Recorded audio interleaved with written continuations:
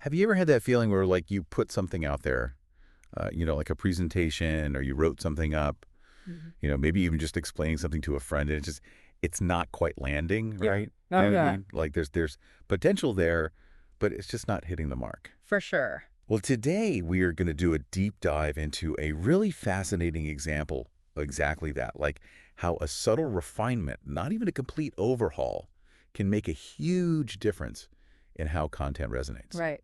So we're looking at this really interesting case study from this YouTube creator, Marcus Jones, and this video that he made called How to Get More Views in 2 Minutes. Yeah, a very clickable title. Yeah, very clickable title. It is. And what's really interesting about this case study is, like, it wasn't just like, oh, I made this quick fix and it went viral. Right. Like, this video actually had like a really crazy turnaround. Yeah. So this video has now gotten over 4.5 million views. Yeah, that's huge. Which is a ton, right? That's a lot of views. But it didn't start that way. It initially only had like 11,000 views. Wow. Like, it was basically doing nothing. And it was dead in the water. Yeah. And then he made this one simple edit, just a little tweak to the existing footage. Right. And it blew up. It got to over 1 million views in just a couple of weeks. That's wild. It really is wild. So the question is, what was this 2-minute hack that he did? Right. And why was it so effective? Exactly. And we're going to answer those questions today in our deep dive. Yes. So Marcus attributed all of this to something he did in the YouTube editor. Right. So we're going to break down exactly what that is and why it works, and how you, our listener, can use this information in your own work, in your own content creation, or even just in consuming information. Okay, so let's start by setting the scene here. Okay.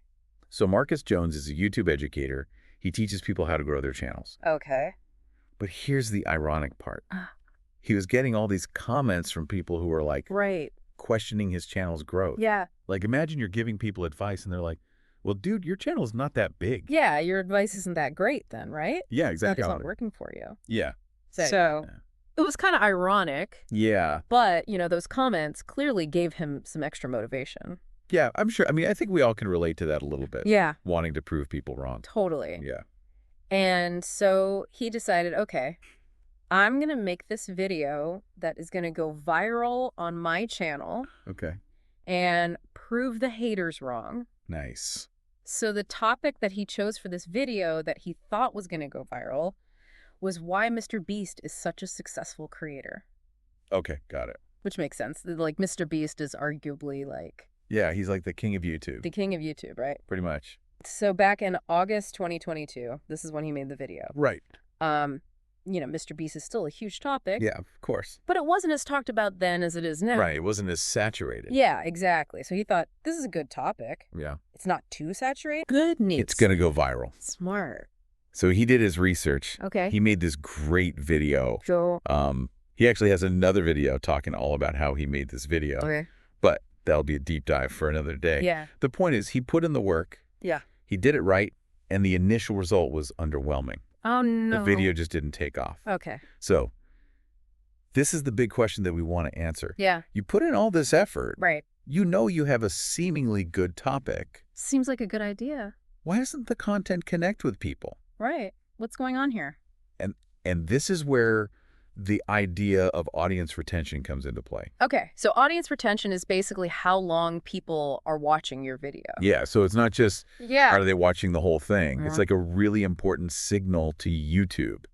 Right, because YouTube wants people to stay on YouTube. Exactly. Yeah. They want to show videos that people are going to watch. Right. That makes sense. So if people are clicking away from your video quickly, yeah, it's a bad sign. Yeah, that tells YouTube's algorithm, like, oh, this is not a good video. Yeah, this video's no good. Don't show it to anybody. Don't recommend it. Yeah.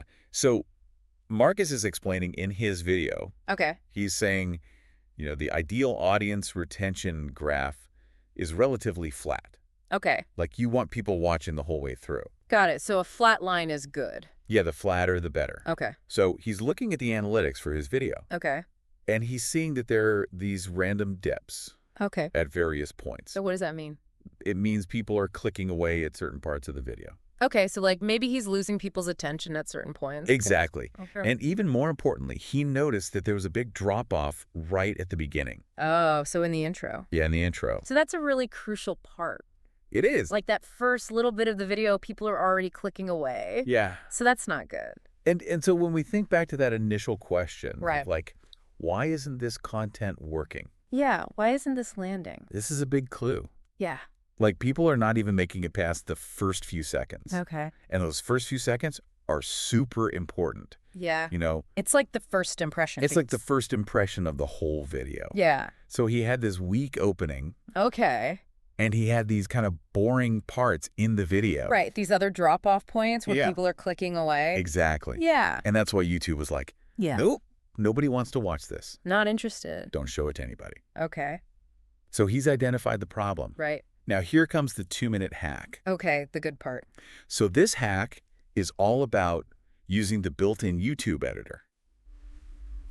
Okay. So for those who don't know, this is this really cool tool, this part of YouTube Studio, which is where you manage your YouTube videos. Right. And it lets you make changes to your videos Okay. without having to like re-upload the whole thing. Got it. That's convenient. It is super convenient. Yeah. So what Marcus did was he used the trim and cut features.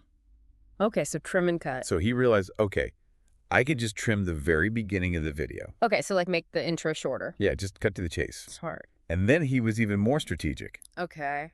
He used this thing called the new cut option, Okay. New cut. where he could pinpoint those exact spots Right. in the video Where people were clicking away. where people were clicking away, and he just cut them out. Wow. Like he just removed them from the video. That's a good idea. Yeah. And he emphasizes that this was so fast. Okay.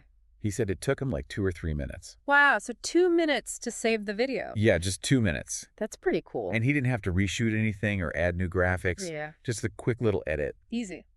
And the results were amazing. Okay. Tell me about it. So because he fixed that slow intro Right. and he cut out those boring parts, Yeah.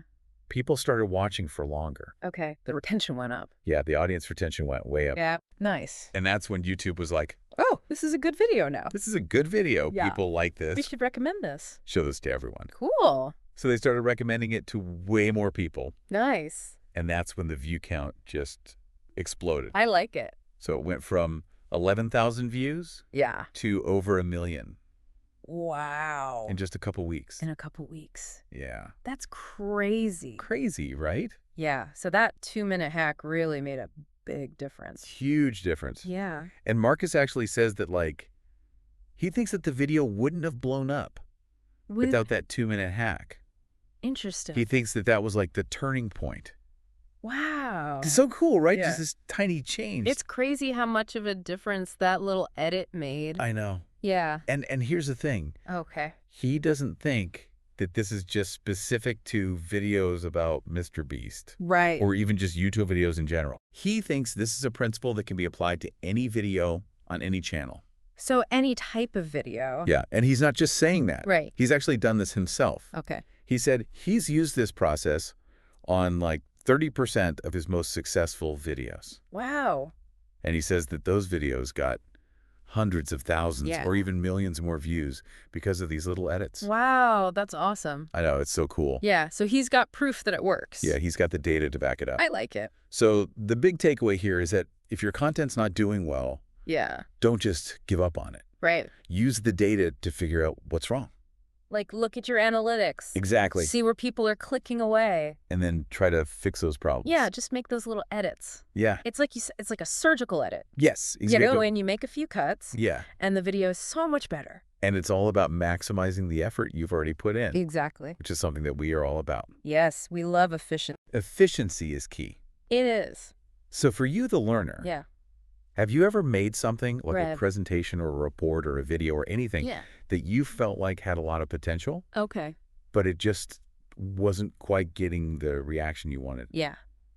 Marcus's story shows us that sometimes you don't need to start from scratch. Okay. You just need to make a few key edits. Right. So it's all about refinement. Yeah. Cool. Based on how people are actually reacting to Yeah. it. You got to look at the data. Yeah. See what's working and what's not. And this doesn't just apply to your YouTube video. Nah, this could be anything. This is about any kind of content. Yeah, like a speech, Yeah. A Mm. speech, an email. a piece of writing an email, Mm. even just a conversation. Yeah, a conversation you're having with someone. Totally. Yeah. So the big idea here is that small edits Yeah. can make a huge difference Totally. if you make them in the right places. It's all about being targeted. Yes. Yeah.